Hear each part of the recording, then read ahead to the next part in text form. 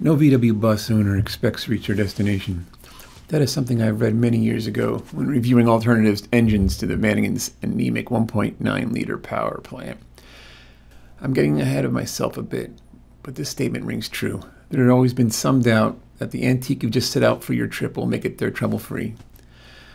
Before I go farther, I'll explain why I have always wanted a bus. Somewhere in the mid-70s, my father used to carpool to D.C.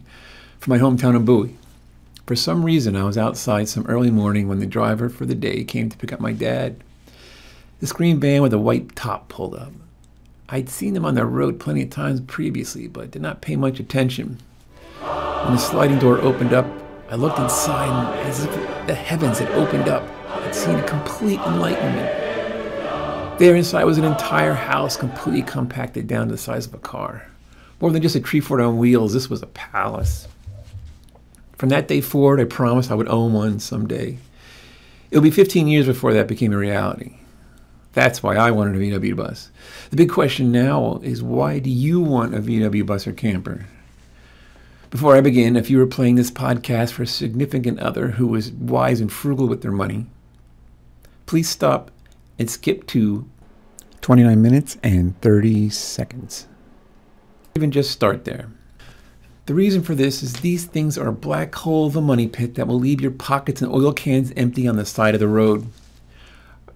Are your reasons for wanting a bus based on reality, as if any are? If you're one of those van life vlog readers, then you are going to need a reality check. Let me start by saying you are never going to hop into any antique vehicle, turn the key and travel the world. These are not Hondas. What all the van life, etc. vlogs and posts never tell you is that these vans are in constant need of work. I don't care how restored you bought it, or no matter how much you spend, how much money you dump into these things, you can never guarantee you will not sit on the side of the road. And let's get over these things run forever moniker I hear all the time. I could be driving a 73 Pinto if I threw tons of money at it. Here's the next part you don't want to hear. You're either going to have to be very rich or be able or willing to learn to work on these vans yourself.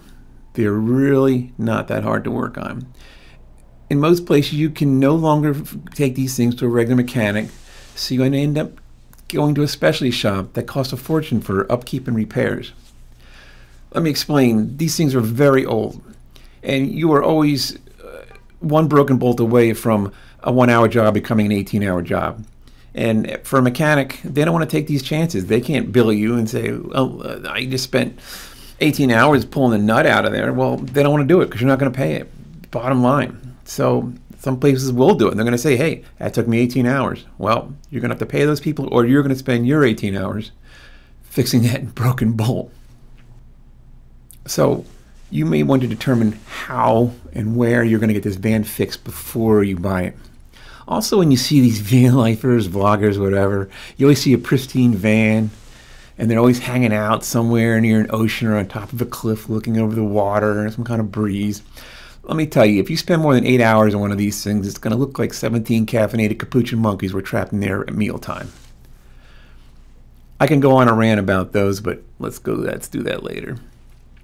Something very important to keep in mind: don't let emotions allow you to buy something you will regret. What I mean is, don't buy the first van that comes along that you can afford. The prices are vary considerably for these things due to their condition, age, and style.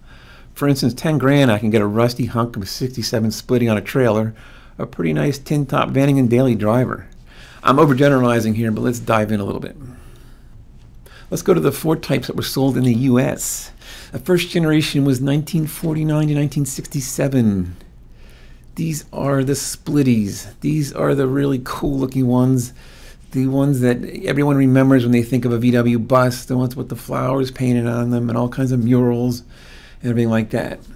The second generation, which was 1967, late 67 to 1979, were the ones that have the single window in the front. And these are very iconic, and these are pretty much what you are seeing a lot of today in TV commercials and advertisements and things like that. The third generation is the Vanagon, and those were from 79 or 80 here in the US to 1992. Usually the 92s were 191 leftovers. And the fourth generation is the Eurovan, which is 1993 in the US to about 2003. For full disclosure, I own a 72 Westphalia, an 83.5 Westphalia, and a 2003 Eurovan MV, all of which are running with the maximum allowable baling wire and duct tape. I will not cover the early splitties here in this podcast because if you're looking for one of those, you're either very rich or can personally restore them yourself. Two kinds of people who would probably not even listen to my podcast. These things are very old, very rare, and very expensive. Of course, they are the coolest of all. They have the iconic shape that everybody thinks when they think of a bus.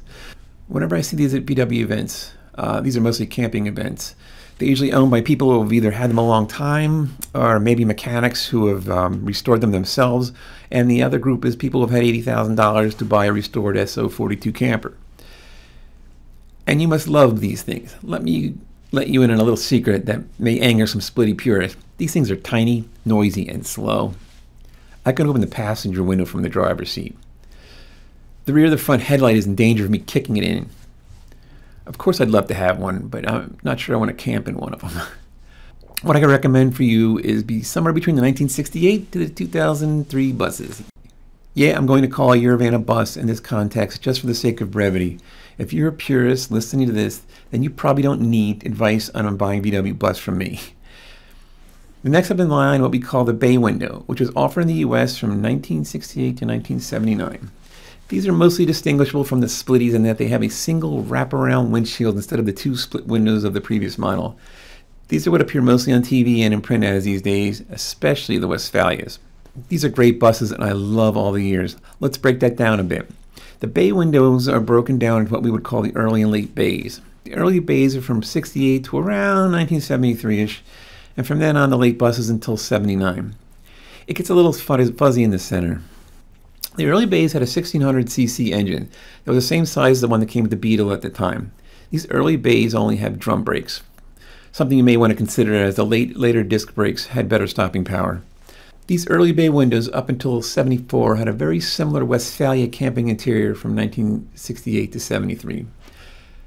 There were other Westphalia versions like the Helsinki, and there were other manufacturers that I will not go into in detail here, possibly in the future. Opponents of the early bays think their interiors are too cramped. The later bays have a more spacious interior that resembles a Vanagon's more closely.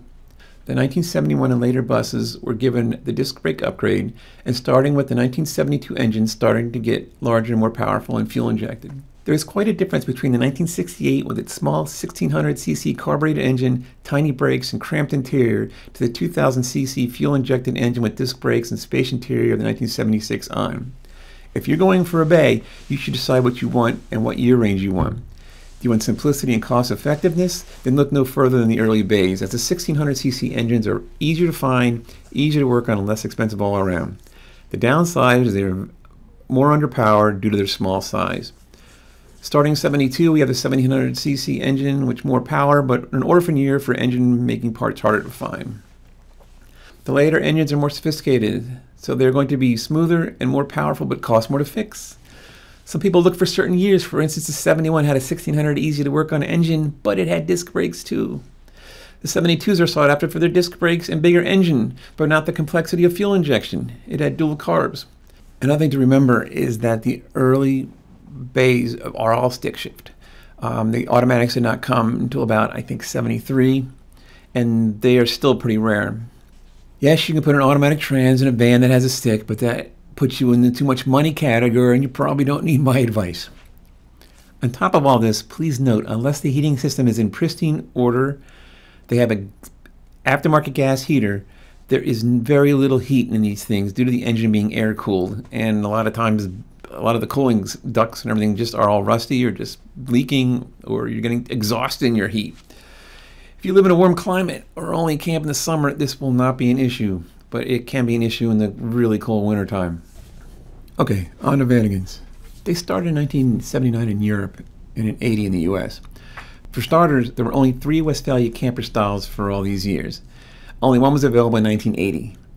The rest of them are the standard style that you'll find in most Westphalia camper conversions, as opposed to there were some weekender versions made in the later 80s that were pretty much, they had less cabinetry and more seating. The first Vanagons were air-cooled. These had similar engines to the late bays, a 2000cc air-cooled engine. These engines were used from 1980 to 1983 and a half. These are the least sought after Vanagons. You can usually get these at a better price. Let me clarify by saying that they are least sought after, not really the lesser of the Vanagons, though some will argue differently. The air-cooled engines need to be extremely well maintained due to the high stress put on them due to the fact that they are the same as the bay window engines with 1,000 pounds more weight on them. The air-cooled engines generally do not last as long as the water-cooled engines, and very importantly, once again, there's little or no heat. I will mention that during the early 80s, they made a diesel version. They are so rare you'll probably not run into one of these. Many were converted to gas and possibly a later model diesel engine. If you are new to buses, I would completely stay away from the diesel. Starting mid-year 1983, VW offered the new water-cooled water boxer engine. I call these experimental years. I have one myself, and they have like 6-month-only parts on them. These vans had a 1900cc engine in them that got better power, better gas mileage, and finally heat. In 1986, VW finally offered the 2.1 2100cc engine, which had more power at the cost of some gas mileage. Keep in mind, these things are still slow. Also starting the 1984 to 86 time period, you got power steering and other kinds of fancy stuff, electric windows, etc. Things are like more car-like. The synchro all-wheel drive also emerged, but you'll probably not encounter one of these unless you are specifically looking for one, and that's a topic for another podcast or something. They are so expensive, remarkably so much more than their two-wheel drive brethren. This is another category that if you have the money for one of these, you don't need the ramblings of a pauper such as myself. There are plenty of how-to-buy VW sites that will often tell you the 86 and up square headlight vans are the ones you want because they have all the bells and whistles, and there are plenty of automatics to be found. I would not discount the earlier year Vanagons, especially if I were on a budget. It is my opinion you are going to find the best value in these early vans if money is really tight. For instance, let's say you have a paltry $7 to $9K to spend. There are still good running tin top non-camper Vanagons out there in very good running condition at these prices with good bodies. There are probably some good running tin top bays at this price, but they're going to be rarer. Not that you can't find them. I mean, this is where patience comes in. So based on the budget, you should ask yourself, do I really want a camper? The camper interior is going to add many thousands of dollars to a bus. A good running daily driver bus in good condition will say $7K will probably be $15 to $18K for the van in the same condition with the camper interior and top. Once again, I'm generalizing, so hold your comments for later. Do you really need a camper? You can camp in a regular tin top. There are folding Z-beds you can install, curtain kits, etc. It's done all the time. If you see my camping videos on YouTube, I'm Upright Base Ghost. You'll see plenty of them. You can convert a non-Westphalia camper to a camper, but it is much more involved than just putting on a pop top. We can go over that some other time. Something to watch out for. As I just said, you can convert. So you're going to find people that may have took a tin top and added some cabinetry or something like that, or they may even added a Westphalia interior. But one thing to watch out for is people have just added a Westphalia top to a tin top. The proper way to do it is you have to cut the entire top off a Westphalia Vanagon and then graft it onto the tin top. That allows you to have the proper roof or the proper bed that fits up there. And people who just convert and they stick the pop top up there, you're still left with this curved roof, which is a lot harder to build a bed for. So you're not actually buying a real Westphalia that came out of Westphalia factory too. So watch out for people doing that. So there are some good home builds out there. I've seen some ones that are even better than the Westphalia interior, but there are a lot of crap out there. Something I will not cover is, especially during the 70s, there were many more manufacturers making camper conversions because Westphalia couldn't come up with the demand. So you may run into another one that's a third party, and there's some really nice ones out there, the Adventure Wagon, etc. But I think that'll make a different podcast. Now, in addition to the engine that came with the Vanagon, there are a myriad of engine conversions out there. The cost of these has skyrocketed over the past 10 years, and they had settled mostly on the Subaru engine and the Z-Tex. You're going to pay more for one of these engine conversions, but if they are running well, they are definitely worth the extra money, especially really high-end ones that have been done by professionals, both the Subaru and the Z-Tex, and a couple others are out there.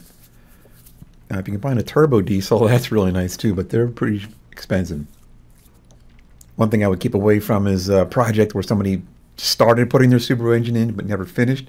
Well, if you're less than a mechanic or something like that, I would really steer away for something like that. On to the T4, or fourth generation VW bus, or what we call in the US the Eurovan.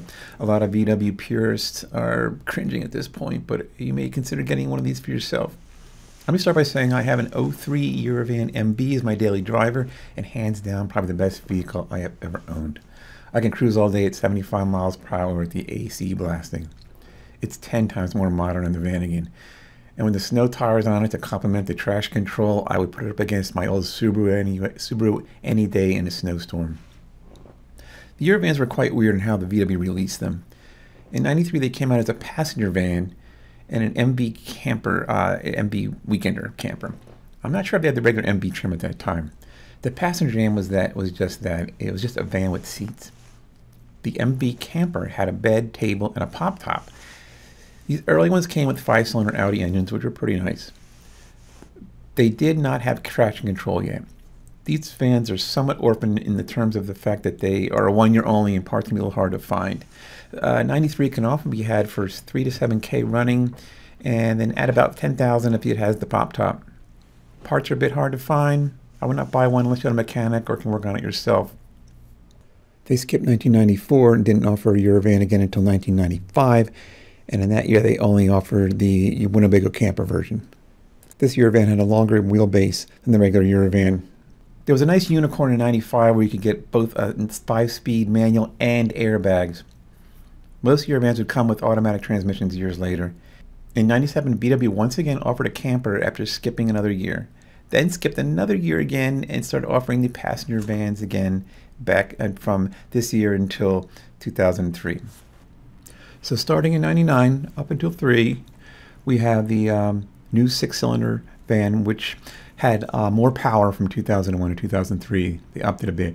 The '99s and the 2000s, a little history, were ridiculously expensive and a bit underpowered. Volkswagen decided to drop the price of them and actually double their sales for 2001, but still, only selling 5,000 units a year. They eventually pulled out of the US with the Eurovans. We had the 3 trims, the GL, the MV, with the seats, bed, and table, and curtains. And then we had the MV Weekender, which had the nice pop top. And then we had that camper with the long wheelbase. Now, there are some deals out there, but you want to get a good running van with a good history. The Achilles heel of the Eurovan is the automatic transmission. This is a $6,000 part. Not one to ignore while searching. Keep an eye out for vans that have low miles or have had a transmission rebuild or any kind of transmission history. Historically, they would blow up anywhere from 20 to 50,000 miles and quite often right out of warranty. I would stick to the 01s to the 03s if you're buying a Eurovan. They had the best horsepower and they have the traction control. Now, I've talked mostly about Westphalias in this whole podcast, but once again, I'm going to probably do another podcast explaining all the different camper conversions. Okay, so you decided what to buy? Well, let's move on. That was the easy part. If you've gotten this far, please consider that the VW bus is small. It is not really an RV. You spend most of your time camping outside the bus. The bottom bunk is small on most Valia conversions besides the Eurovan MV. I see a lot of VW vans that people bought because they thought they were cool, and they're back on the market a year later because people used them one season and it was just too small for them. I mean, the bottom line, these are great vans for one person. Once you have 2 people in there, if you put something down, it's in somebody else's way. They are tiny. So you really got to get along great with all the people you are camping with these. Okay, so if you're here, you probably have an idea what you want. So let's move on to buying one. Where's the best place to buy one? If money is no object, then just plug VW Westphalia for sale into your browser. And for about $40,000, you can drive away happy with the model of your choice. You can probably pick your color too. Heck, buy one from me as being the friend that was always there when you bought buses. There are plenty of places that resell or restore and resell and restore buses at high prices. They're out there. The plus side is you can get probably exactly what you want. I would do some research on any of them, but I've seen some pretty nice buses come out. If money is an object, and that's where patience research have to come into play. I'm not a very patient person by any stretch of the imagination. That part is hard for me. I will still say there are still barn finds out there. There are other deals out there. I've seen some pretty cheaply purchased bays and Vanagons and Eurovans in the past years, and You know, if you want to be patient, you can find one, but you're gonna have to wait. You know, if you see one of them sitting for on someone's house, you might want to inquire. I would knock. Um, Other things you can do is you can check your local papers and Craigslist. These are probably where you're going to find the unicorns, I'm sorry, the cheaper ones. It's possible, not impossible to find a deal. It takes time. The next place I would look is Facebook Marketplace. I see the most deals on there. But I also see some overpriced things that have been sitting there for over a year or maybe 2 years. They're just rust buckets that are priced too high. I mean, just because it's a Westphalia, it's not worth $8,000 because it has no engine and it's covered in rust. I mean, it's a lot of ridiculous prices out there. The next place you can try is thesamba.com. The prices are notoriously high on that. Usually has some good choices to make. Keep in mind they do sell parts there, and repair places do advertise on there. So it is a good place to hang out. I wouldn't necessarily know if I'd buy a bus there. My least favorite, eBay. And, you know, where else can you pay so much money and bid against others for something that's sight unseen? Not that you can't find a good van there, but I don't know. I don't know. Unless it's local, I wouldn't get one on eBay.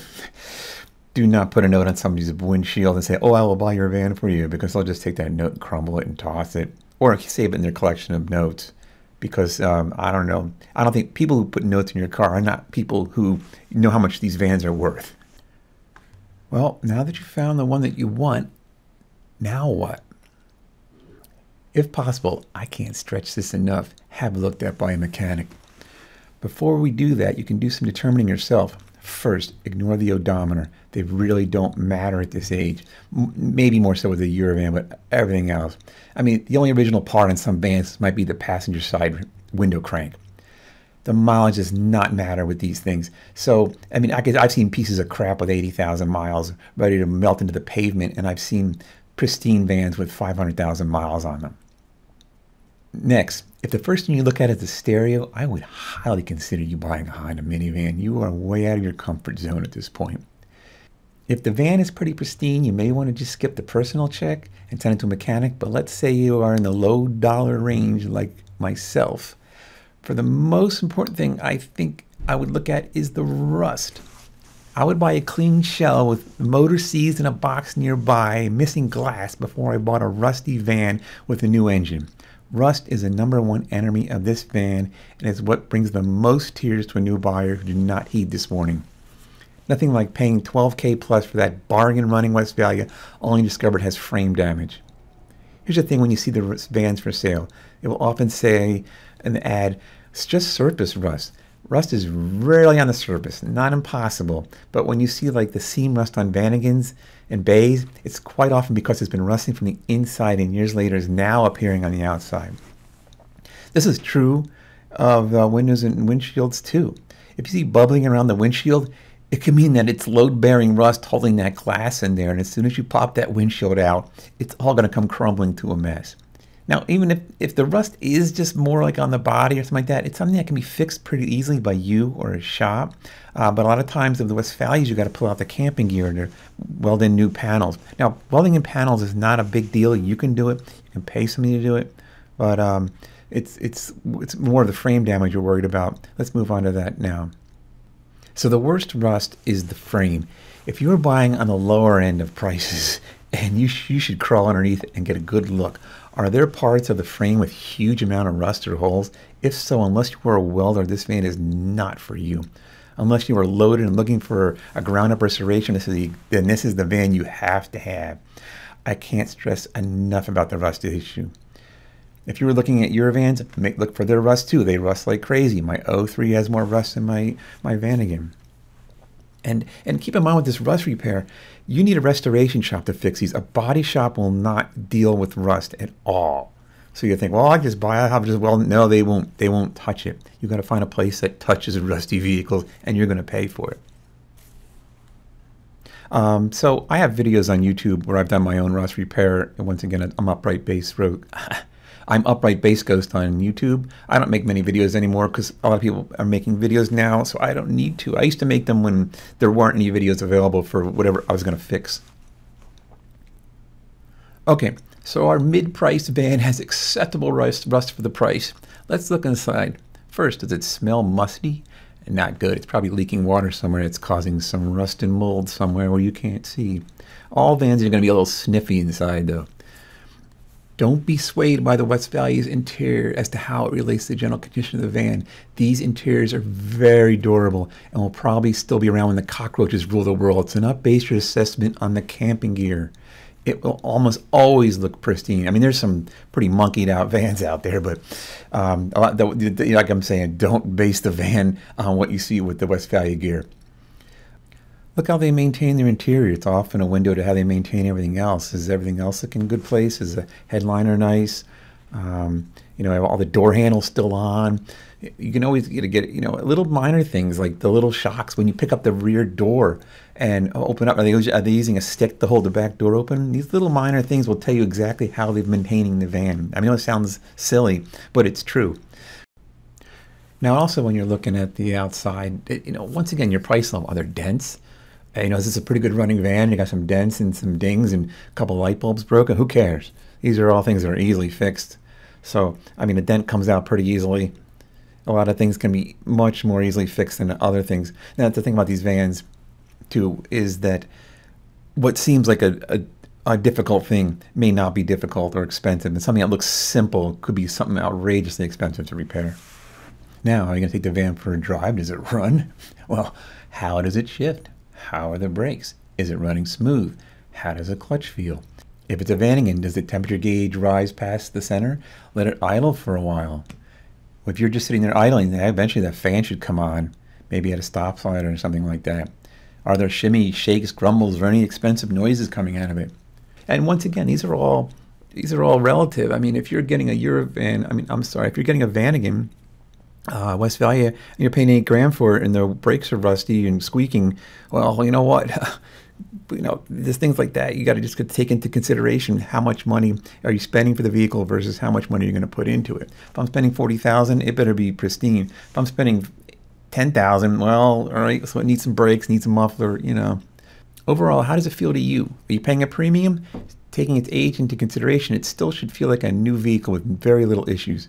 Are you getting it for a bargain price? The needing new all brakes around or bearings, etc. is not a huge deal breaker in the bus world. In my opinion, neither is the engine, trans, etc. And what do I mean by that? Let's say my budget is around $15K, as if. But I find a steal for $8,000. That additional $7K will get me the brand new motor and some ancillary things that I need to be back in business. If you do your own work, then it's less than half that. It's all a matter of what you can do. Don't worry about the air conditioning unless you're in the high dollar 25K plus band. I would not worry about it at all. The stock AC was marginal at best, and you can get an aftermarket for about $1,500. One thing I really want to stress, though, is small issues that don't seem like they would be much to fix might end up costing you way more, and issues that seem huge might not be a big deal. This is where taking it to a professional and doing your homework is going to help. Check out anything they added aftermarket too. Like mine has a aftermarket refrigerator. It runs on 12 volts. I have a furnace heater inside. Other things like that. This nice little niceties. I would not, they say I spend $500 on a fridge. Who cares? You spend a lot of money. You buy your own fridge. So I wouldn't take these into consideration too much when purchasing one of these vans, except I'm in the high dollar area. And it doesn't really matter. Unless you're a mechanic yourself, I would definitely have a mechanic look over this van. And once again, keep emotion out of it. I know how cool these things are and how much you want to buy one of these things.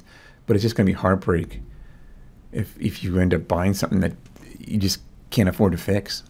Now, there's a lot of tons of videos on YouTube about how to look at a used car to buy, and they all pertain to a Vanagon. And if you want to check the wheel bearings and brakes and all those kind of things, and looking over the engine, check these videos out, because wheel bearings, brakes, all that kind of stuff is all for the same for all vehicles pretty much. So how you inspect them is pretty much the same. So I'm not going to go into that detail here. All right, that's enough for now. So if you were jumping ahead because I told you this is where I told you to skip to if you were listening with a significant other, then here we go with the final part of this podcast. And so let me summarize this podcast in saying there is no greater investment you can make than a historic VW bus from any generation. The older the better. No low maintenance cost to the reliable ease of use that these majestic vehicles offer. Just turn the key and your journey begins. There's no greater traveling than doing in a VW bus.